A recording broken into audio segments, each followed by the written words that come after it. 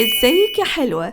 لو كنت زيي بتحب المنتجات متعددة الاستخدامات فالفازلين ده أكيد هيفاجئك. النهاردة هقولك على 10 طرق عشان تستخدمي الفازلين وتغيري بيها روتين عنايتك بشكل رهيب، من ترطيب البشرة لحد العناية بالشعر. هتلاقي ليه مئات الاستخدامات اللي هتسهل عليكي كتير.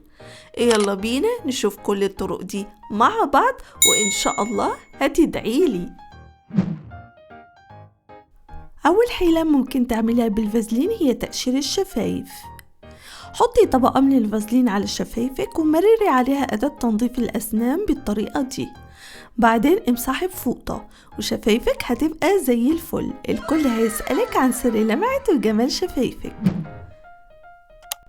اخلطي فازلين مع مرطبك اليومي لنتائج أفضل. لو بشرتك جافة وكل المرطبات مش بتنفع معاها يبقى فازلين هو الحل.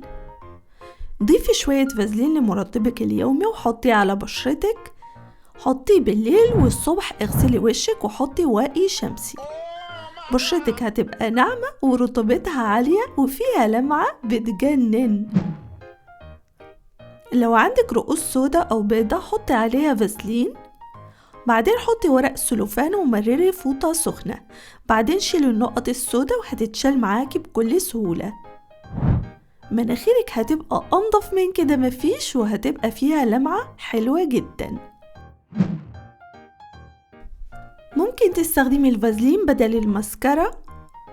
خدي شوية فازلين بالفرشاة حطيها على رموشك وحواجبك بعدين امسحيها. بديل حلو للماسكارا وكمان هيطور رموشك وحواجبك ويخليها أكثف. ممكن تستخدمي فازلين لإزالة المكياج خصوصا لو كنت حاطة مكياج مضاد للماء. ممكن تستخدميه كدبل كلينزن عشان يشيل المكياج.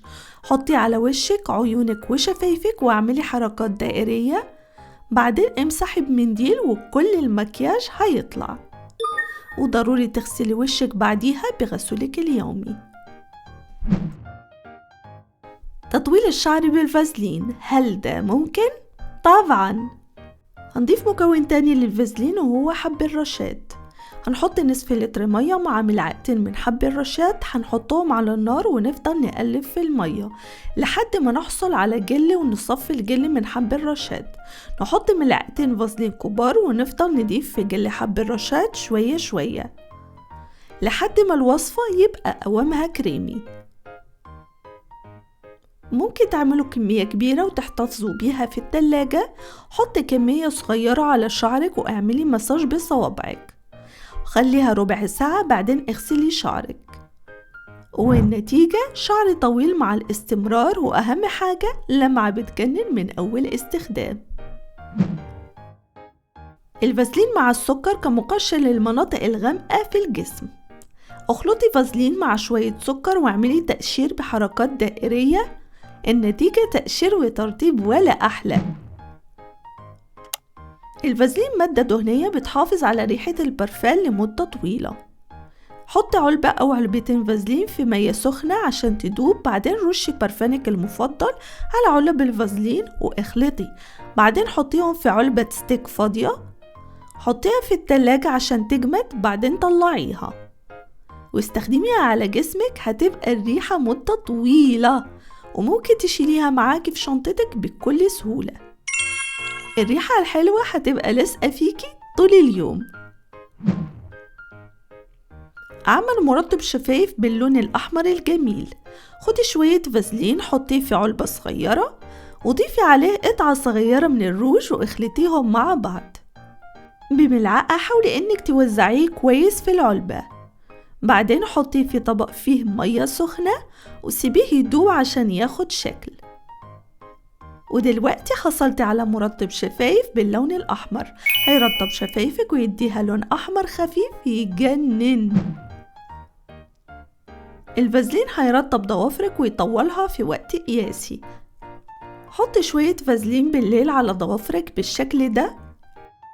هتلاحظي ان ضوافرك بقت بتطول بسرعة. وفي النهاية دي كانت 10 حيل وأفكار جمالية بالفازلين هتغير روتين عنايتك للأفضل. جربيها وقوليلي في التعليقات ايه اكتر فكرة عجبتك، او لو عندك استخدام تاني سحري للفازلين.